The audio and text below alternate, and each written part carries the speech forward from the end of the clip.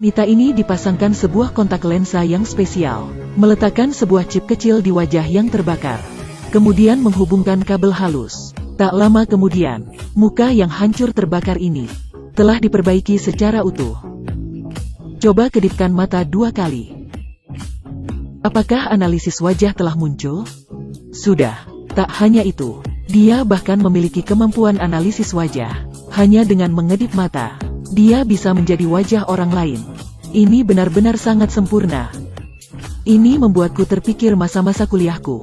Dengan cepat, wanita membuka majalah di rumahnya. Begitu dia mengedipkan matanya, dia kembali mengganti wajahnya.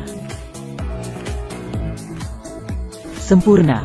Dan semua ini harus berterima kasih pada agen Ward yang membantunya menemukan ilmuwan pengubah wajah, sehingga dia mampu memperbaiki penampilannya.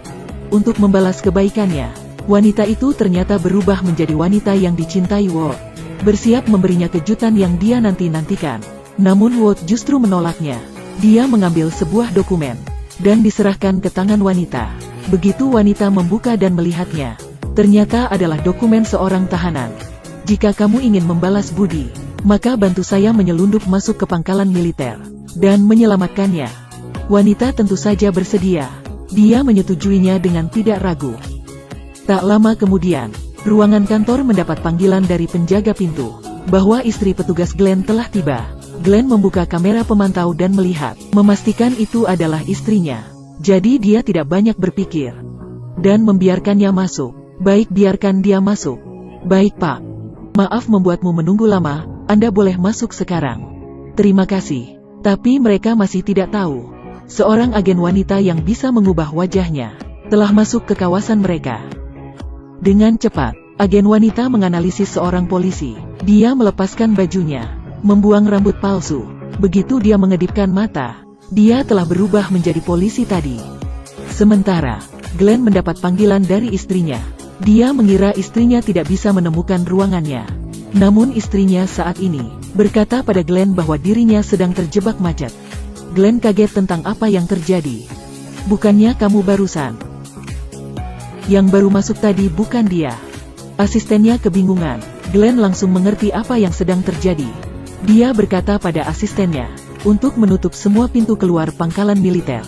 Jangan mempercayai kata-kata wanita manapun. Glenn sangat kesal. Dia berjalan keluar dari ruangannya, memerintah seorang pria untuk memberitahu Tameng bahwa agen yang bisa merubah wajah telah masuk ke kawasan. Tetapi pria ini hanya tersenyum dan berjalan pergi. Glenn berjalan ke pangkalan militer dengan marah. Siapa yang berani menyamar menjadi istriku?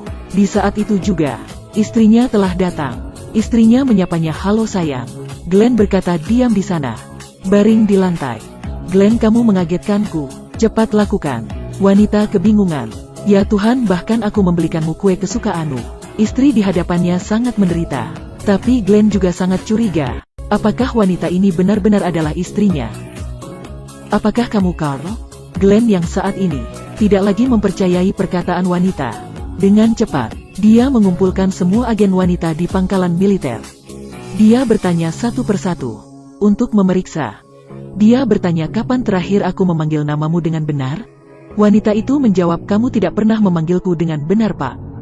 "Benar." Dia tampak waspada pada agen wanita terakhir.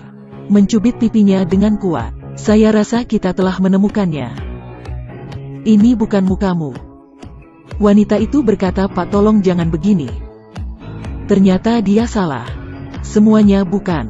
Jadi kemanakah dia pergi? Ini membuatnya sangat kesal. Di mana dia sebenarnya?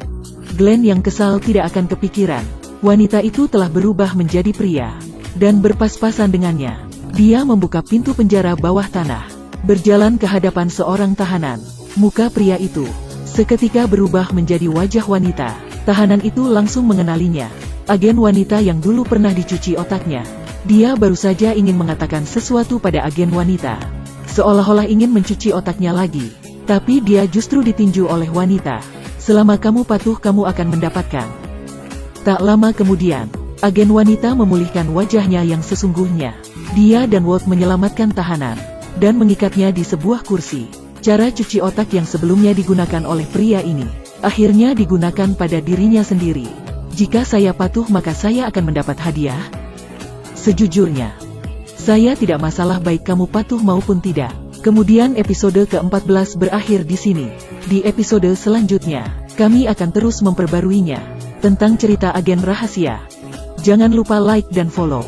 Terima kasih atas dukungannya. Sampai jumpa di video selanjutnya.